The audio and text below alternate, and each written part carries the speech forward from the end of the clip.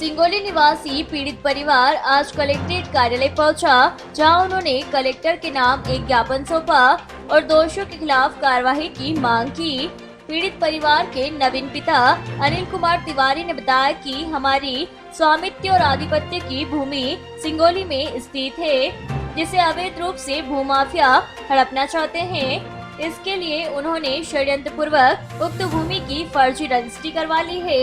वहीं हमारी निजी भूमि को अतिक्रमण बताकर रास्ते की मांग कर रहे हैं। ऐसा नहीं करने पर हम पर लगातार दबाव बनाया जा रहा है।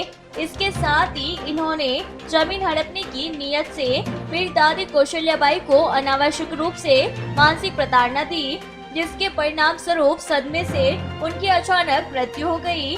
पीड़ित परिवार ने ज्ञापन देकर मांग की है कि मामले में जांच कर दोषी व्यक्तियों के विरुद्ध कार्रवाई की जाए।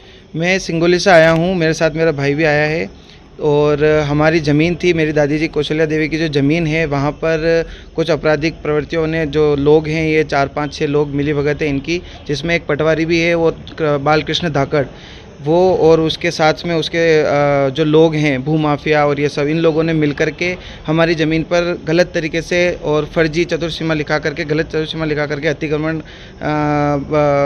जानबूझ करके उसको अतिक्रमण बता करके रास्ते की मांग कर रहे हैं और एक फर्जी रजिस्ट्री करा दी है, जिसमें हमारी ज़मीन जो है उसको लिखा दी है, हमारे खाते की ज़मीन जो है उसको लिखा करके, और हमको हमारे ऊपर दबाव बनाया जा रहा है। दादी जी को भी कई प्रकार के प्रलोभन देना, धमकी देना, इस प्रकार की चीज़ें उन्होंने करी है।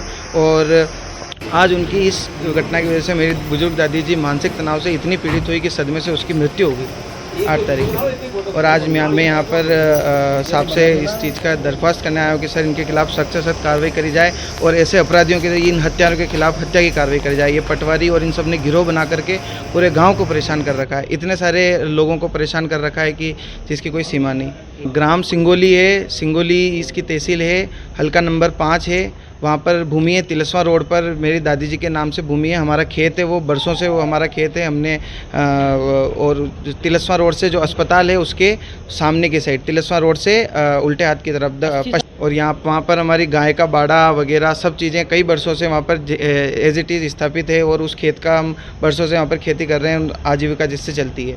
और जिस चीज़ को इन लोगों ने गलत तरीके से हड़पने की रणनीति बना करके हमको परेशान कर रखा है। कलेक्टर साहब से मिले, कलेक्टर साहब ने बोला कि बिल्कुल इनके खिलाफ कार्रवाई करी जाएगी और हर चीज़ की जांच करी जाएगी।